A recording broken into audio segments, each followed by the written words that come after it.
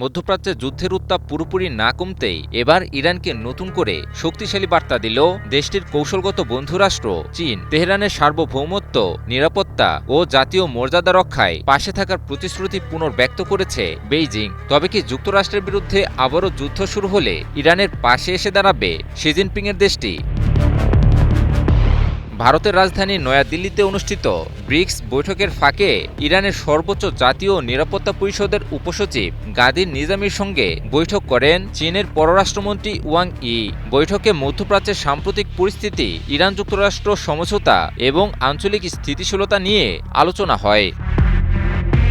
চীনের পররাষ্ট্র মন্ত্রণালয়ের তথ্য অনুযায়ী ওয়াং ই বলেন, যুক্তরাষ্ট্র ও ইরানের মধ্যে হওয়া 14 দফার সমঝোতা চুক্তি সমঝোতার ভিত্তিতে গঠিত হয়েছে এবং এটি জাতিসংঘ সনদের লক্ষ্য ও আন্তর্জাতিক সম্পর্কের স্বীকৃত নীতির সঙ্গে সামঞ্জস্যপূর্ণ। তিনি আরও বলেন, এই চুক্তির বাস্তবায়ন সাম্প্রতিক যুদ্ধবিরতিকে আরও শক্তিশালী করবে, ইরান ও যুক্তরাষ্ট্রের মধ্যে সম্পর্ক উন্নয়নের নতুন সুযোগ সৃষ্টি করবে এবং মধ্যপ্রাচ্যে শান্তি ফিরিয়ে আনতেও ভূমিকা রাখবে। তবে সবচেয়ে গুরুত্বপূর্ণ বার্তাটি আসে ইরানের নিরাপত্তা প্রশ্নে। চীনের পররাষ্ট্রমন্ত্রী স্পষ্টভাবে বলেন, ইরানের সার্বিক কৌশলগত অংশীদার হিসেবে চীন সবসময় ন্যায্য ও বস্তুনিষ্ঠ অবস্থান বজায় রেখেছে। একই সঙ্গে তিনি জোর দিয়ে বলেন, ইরানের সার্বভৌমত্ব, নিরাপত্তা এবং জাতীয় মর্যাদা রক্ষার প্রচেষ্টাকে সমর্থন করে বেইজিং।